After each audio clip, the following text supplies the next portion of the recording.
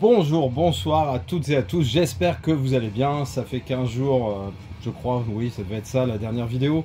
Donc je me suis dit, il est temps, sinon tout le monde va t'oublier. Je vais commencer tout de suite en vous annonçant que lors des French Days, le truc improbable, le truc qui d'habitude n'évoque aucune chose, aucun achat quasiment. Et là cette année ça a été très surprenant. Alors je sais pas si vous de votre côté vous êtes tombé au bon moment parce qu'il fallait vraiment être réactif.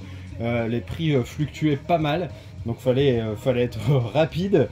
Mais toujours est-il que j'ai trouvé pas mal de petites choses, donc j'espère que vous aussi vous avez fait des bonnes affaires. On commence tout de suite. J'avais déjà donc le premier Shrek avec le 4K, c'est un steelbook anglais, mais j'avais mis la galette 4K française de la marée dedans. J'avais également forcément, si je vous dis ça, le Shrek 2 en 4K toujours, en plus il y a toujours les pistes françaises, donc ça c'est plutôt bien. Et j'ai réussi lors de ces French Days à choper celui-ci, le troisième, qui était dans les 30 balles au lieu de 40, c'est toujours ça de prix. Donc très content de le rentrer, c'était pas forcément prévu de l'acheter tout de suite, mais là vu la petite baisse de prix c'était sympa.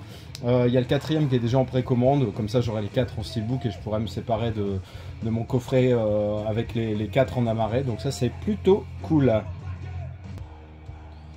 Alors ensuite un achat qui ne fait pas partie des French Days, mais c'est grâce à Adrien, on en avait déjà parlé, donc c'est Damien la Malédiction, The Omen trilogie. Bon, ça pourrait être Adrien la Malédiction qui me pousse à acheter des choses. Donc là on n'est plus à 1, 2, 3 opus, on a des centaines d'opus. Toujours est-il que je suis très content, les 3 avec la piste française, et c'est Damien la Malédiction, c'est des films que je crois que j'avais vu sur Feu la 5 et qui m'avaient bien fait flipper, mais j'étais vraiment jeune. Alors je sais pas si la magie, le satanisme va toujours opérer, va toujours me faire autant flipper, mais j'ai de bons souvenirs. C'est un peu comme Amityville, c'est un peu la même période, et c'est le genre de film d'horreur, film de genre qui est culte, et qui se doit d'être vu au moins pour pouvoir juger. Et là vu la décade, même plus que ça doit faire 30 ans que je l'ai vu, forcément je vais voir avec maintenant que je suis un adulte, parce que 50 ans, ouais, je pense que j'en suis un, comment j'appréhende ce film. Donc j'ai vraiment hâte de le voir. Je crois que c'est avec Sam Neill, notamment. Ça c'était inespéré. Alors j'ai fait un combo un peu personnel de ce film, parce que j'avais juste le DVD. Et là figurez-vous que la dernière fois je me balade sur la Fnac et je vois Mon nom et personne en Blu-ray, en sachant qu'en Blu-ray il coûte un bras. Honnêtement, il coûte un bras. Il y avait un espèce de steelbook qui valait minimum 80 balles, quoi, et qui n'était pas forcément en plus hyper joli. C'était vraiment un steelbook très basique, imprimé, voilà. Mais toujours est-il qu'il était hyper dur à trouver en Blu-ray. Et là, je le vois à 14,99 €, les prix classiques d'appel Blu-ray de films qui sortent. Mais je dis, c'est génial, ça, c'était l'occasion jamais. Donc j'ai mis le DVD et le Blu-ray, qui ont d'ailleurs la même sérigraphie. Je vais pas l'ouvrir. Franchement, voilà, je vais pas enlever le film plastique, le film de protection. Mais j'adore ce film. Alors les musiques sont vraiment géniales, pardon. Donc c'est forcément il y a Sergio Leone qui apporte sa patte pour la musique. Sergio Leone qui présente ce film, Ennio Morricone pardon pour la musique. Et en fait c'est un film de bon, j'arrive même pas à lire, Valerio, je sais pas quoi. Je savais plus qui c'était le réalisateur, et puis là c'est écrit trop petit pour mes yeux, c'est impossible. Je vois super bien de loin, à mi-distance, etc. Mais dès que c'est des petits caractères de près, c'est atroce. Toujours est-il que voilà, je vous conseille ce film si vous ne le connaissez pas. C'est un western vraiment dans l'esprit spaghetti. Voilà, c'est vraiment, c'est pas comme les films avec Terence Hill et Bud Spencer. C'est pas, on l'appelle Trinitor, on continue à l'appeler Trinitor, etc. Il n'y a pas de gags trop ridicules, des grandes baffes, etc. Mais il y a toujours des façons de manier les flingues un peu rigolotes, et Terence Hill apporte vachement ça. Là, c'est un duel vraiment de yeux très bleus. Aussi bien Terence Hill qu'Henry Fonda étaient connus justement pour la beauté de leur regard. Et le film est vraiment génial, donc je vous le conseille. En plus là il a petit prix, je sais pas si ça va rester, donc voilà, je préfère vous prévenir. Un bootleg, alors je dis les French Days, puis finalement je présente tous les trucs avant le French Days, mais bon c'est pas grave. donc d'un film que j'ai beaucoup aimé, donc un film avec Will Smith, un de ses derniers, si ce n'est le dernier, je saurais pas vous dire. Donc Emancipation. Donc c'est un esclave, hein, voilà, juste au moment de la fin de la guerre de sécession et de l'abolition de l'esclavage. Seulement les États du Sud ne l'entendent pas encore de cette oreille et c'est très compliqué. Et à un moment il va être séparé de sa famille, donc en fait il va tout faire pour s'évader et puis et rejoindre sa famille. Mais honnêtement c'est très très bien fait avec une façon de filmer et des couleurs très chaudes, très sépia, et dans cette ambiance un peu Louisiane, alors c'est pas forcément Louisiane, je dis peut-être des bêtises, mais vous voyez les États du Sud marécageux, marécageux, plein de bestioles, notamment alligators, crocodiles, tout ce que vous voulez. Mais franchement, excellent film, donc très content de rentrer ce bootleg avec évidemment la VF et la VO aussi, et les sous-titres, enfin tout ce dont vous pouvez avoir envie, pardon, je vais y arriver. Bon allez, un petit peu de French Days, hein, parce que c'est un peu de ça que j'étais censé parler. Donc notamment avec Flashdance, hein, des films musicaux, d'histoires comme ça, j'aime pas mal. J'avais vu qu'il était sorti à 24,99 €. Là, je l'ai eu à 11,99 € sur, je dis pas de conneries, ça c'était la Fnac, quoi. 11,99 €. Donc j'étais vraiment super content et hâte de le découvrir avec le meilleur des formats techniques, on va dire. Toujours dans ces opérations à 11,99 €, très content de rentrer Equalizer 3, donc qui se passe en Italie avec toujours un Denzel Washington au top. 11,90 €, donc franchement, il y a un moment je me tâtais à acheter le Steelbook à 34 balles, mais franchement je ne les trouvais pas jolis, aucune des deux, ni l'édition internationale qui est à peu près ce visuel là, et l'édition Fnac où je comprends même pas trop ce que ça représente, même si on devine bien le visage de Denzel au milieu, mais voilà, ça me disait pas plus que ça de dépenser 35 balles, on va dire. S'ils n'avaient pas été chers, oui, j'aurais probablement franchi le cap. Mais après, je vous cacherai pas que quand on a des 4K avec un fourreau, je trouve ça pas mal. Parce que sur la tranche, voilà, c'est rectangulaire, le titre est bien lisible, je trouve ça propre. Donc j'avoue que j'aime bien. Les 4K avec fourreau, je trouve ça assez bien. Il y en a qui s'en battent les steaks complètement, et ça je peux le comprendre. Mais moi j'aime bien. Donc Equalizer 3, hâte de le voir, hein. J'ai vu les deux premiers, forcément, mais pas celui-ci.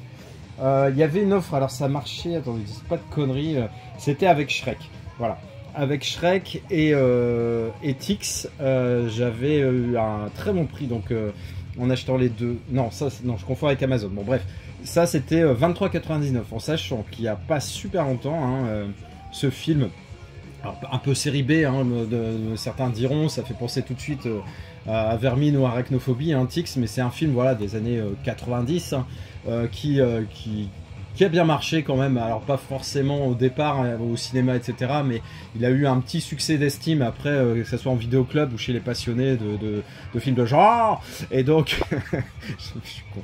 Et toujours est-il que ce film, je lorgnais un peu dessus, mais il était cher.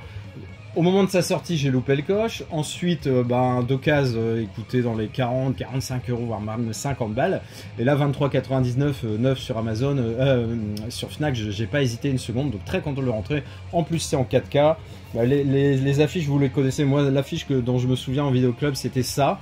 Ça, c'est l'affiche, je pense, américaine.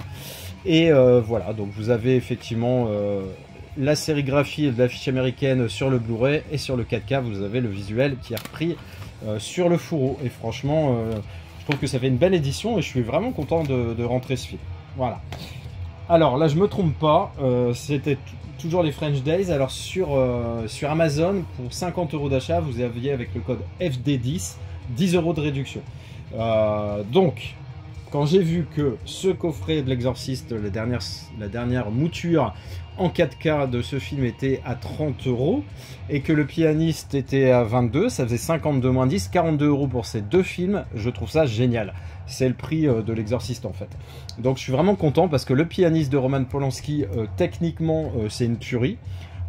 Franchement, vous allez complètement redécouvrir le film, ou découvrir si c'est la première fois forcément, mais honnêtement ça n'a rien à voir, on peut même pas le comparer au Blu-ray que j'avais. C'est vraiment un nouveau film, donc avec un master qui est 4K qui était vraiment hyper bien retravaillé, et ça fait vraiment plaisir. hâte de revoir ce film de Roman Polanski, donc Seconde Guerre mondiale, le ghetto de Varsovie, je crois, enfin l'histoire d'un pianiste.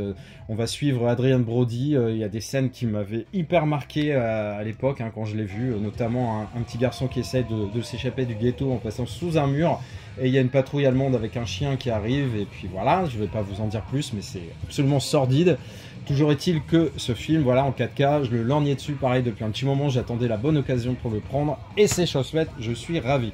Et pour l'exorcisme, ben, cette édition est magnifique, franchement, le coffret est de toute beauté. Honnêtement, mastoc, costaud. Alors, je sais qu'il y a une petite polémique en ce moment. Petite polémique. Enfin, de toute façon, il y a des polémiques sur tout et n'importe quoi. C'est une société qui est comme ça. Mais toujours est-il que sur Le Nom de la Rose, voilà, les gens se plaignent un peu du rapport qualité-prix. On va dire que le fourreau, par exemple, notamment, est vraiment pas épais, tandis que celui-ci est vraiment très très épais. Donc voilà.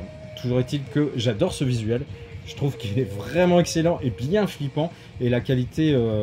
franchement, du papier est tout juste génial. Franchement, je le trouve vraiment top avec une continuité. Hein. Vous voyez le visage, hop, ça continue comme ça, et voilà. Et franchement, trop content. Pourtant, c'est pas un film que je surkiffe. Hein. Moi, je suis pas un fan inconditionnel de L'Exorciste. J'aime bien, je l'ai revu, j'étais un petit peu perturbé parce que ça l'a fait moins forcément que quand j'étais gamin. Mais là, j'ai hâte de le découvrir en 4K, honnêtement, déjà. Ça sera une avancée technologique et du coup, des fois, ça vous plonge plus dans le film. Hein. Il suffit qu'en fait, des fois, ça tient à pas grand-chose. Hein. La piste sonore qui vous emmène avec des effets un peu bien flippants et tout de suite, c'est pas le même spectacle. Donc, L'Exorciste, très content de rentrer cette édition. Alors, un film beaucoup plus récent, forcément, mais toujours un film de genre... Tellement je le dis et que ça sonne mal dans ma gorge que ça me fait m'étouffer. Et donc Thanksgiving, la semaine de l'horreur, donc un film d'Eliros. On lui doit notamment Hostel et Cabin Fever, que j'avais... Cabine ou Cabin, enfin voilà. Vous avez compris, Fever, qui sont deux films que j'ai adorés, surtout Cabin Fever, plus que Hostel, où c'est vraiment du massacre. Hostel, de la torture complètement sordide. Je me souviens notamment de la perceuse dans les genoux, genre. Enfin bref, moi qui me suis fait opérer du genou il y a pas longtemps, ça me traumatise. Toujours est-il que Thanksgiving, un très bon film slasher, dans l'esprit des Souviens-toi l'été dernier, des Scream, etc. Et ça garde justement cet esprit, je trouve, des années 90. Alors forcément, du coup, c'est un peu too much dans certaines façons dont le tueur va découper ses victimes et les tuer. L'intrigue et la façon d'amener les choses, moi je me suis laissé embarquer, j'ai pas trop capté ce qui allait se passer finalement et qui était à l'origine de tout ça. Et j'ai bien aimé, et franchement, je vous le conseille, franchement, Thanksgiving. Ensuite, j'ai réussi à avoir, j'ai réussi, rien d'exceptionnel, hein. J'avais fait la précommande auprès de mon Leclerc pour cette édition de Wonka, hein. Bon, beaucoup de gens en ont parlé, avec vraiment un travail magnifique sur ces plaques de chocolat, relief à l'avant, relief à l'arrière, ce doré magique, je le trouve absolument génial. Le film, on m'a dit plutôt du bien. Moi j'aime bien les films comédies musicales, de toute façon j'aime tous les styles de films, j'aime le cinéma en général. J'ai pas des genres de prédilection, même s'il y a des films où tout de suite je vais y aller plus facilement, style les films post-apo, voilà, particulièrement ce genre de film. Mais après honnêtement, j'aime autant les Disney que les westerns, que les comédies US, que les comédies françaises, que les films d'horreur, les films de science-fiction, pardon, je vais y arriver.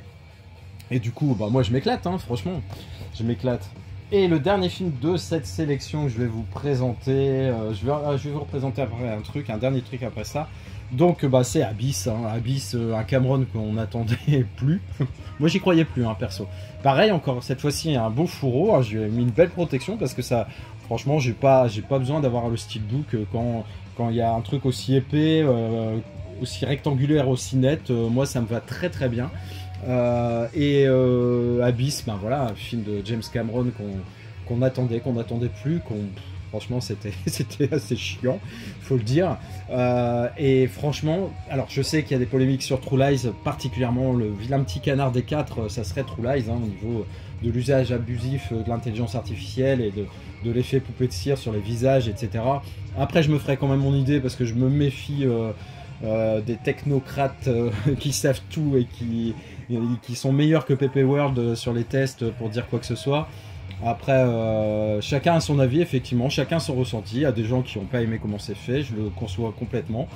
Moi, peut-être que je n'aimerais pas du tout, mais je n'en sais rien. Donc pour l'instant, je ne me prononce pas. Toujours est-il que Abyss, j'ai sondé, j'avais déjà eu des avis plutôt positifs. Malgré ça, quand j'ai reçu la galette, enfin ce Blu-ray, bah, j'ai fait des sondages sur mes télés. Hein. Donc moi j'ai une LG OLED en 77 pouces. J'ai une belle barre de son Samsung KW990B. Donc voilà, avec du 11.1.4, vraiment avec des élévations, etc. Assez impressionnantes. Et honnêtement, Abyss, c'est un pur spectacle. J'ai adoré les petits passages que j'ai vus. Il a vraiment fallu que je me fasse violence pour pas le mettre au début et puis regarder le film complètement. Donc j'ai hâte de le découvrir dans son entièreté, sous ce format, avec cette qualité. Ça, c'est vraiment cool. Je vais dans les films de Cameron, j'avais déjà forcément acheté Titanic. Hein. Pareil, je trouve qu'il est magnifique. Le master est magnifique. Je pense bientôt me prendre Aliens. J'attends juste un chèque fidélité de 10 € pour dire de baisser le prix de ça. Et True Lies, je vais vraiment attendre une baisse de prix. Je le prendrai, je pense. Et parce qu'actuellement j'ai que le bootleg espagnol. Mais je me ferai mon propre avis. Et puis après, on verra. Et le dernier disque, la dernière galette de cette présentation, ça sera cette série Fallout sur Amazon Prime, qui est vraiment excellent. J'ai vraiment surkiffé cette série. Je l'ai fini il n'y a pas longtemps, hein. Mais je la voulais absolument en support physique. Vraiment excellent. Pourtant, j'étais pas... Voilà, les jeux vidéo, j'y ai jamais joué. Je savais juste que, effectivement, c'était dans l'univers post-apo, donc j'en ai parlé, j'adore ça. Et ça remplit bien ses fonctions. En plus, même s'il n'y a pas un rôle prédominant du tout pour le chien, il y a un chien, donc un espèce de malinois berger allemand, mais je pense que c'est plus un beau malinois, quoi, on va dire. Mais il y a tout en fait dedans. C'est trash sans l'être. Il y a un peu de sexe très léger, très léger. Il y a des allusions quand même assez costauds, assez rigolotes.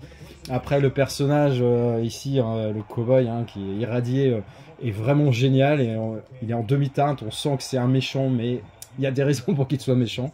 Et il se bat pour quelque chose de très noble. Enfin bref, j'ai adoré cette série. Donc j'espère que vous l'avez regardée sur Amazon Prime. Si ce n'est pas le cas, jetez-vous dessus. J'espère que vous avez passé un bon moment avec moi. Moi, j'en ai passé un excellent avec vous. N'hésitez pas à commenter, à liker, à partager et à vous abonner. Enfin, la phrase, elle est coulée tout seul.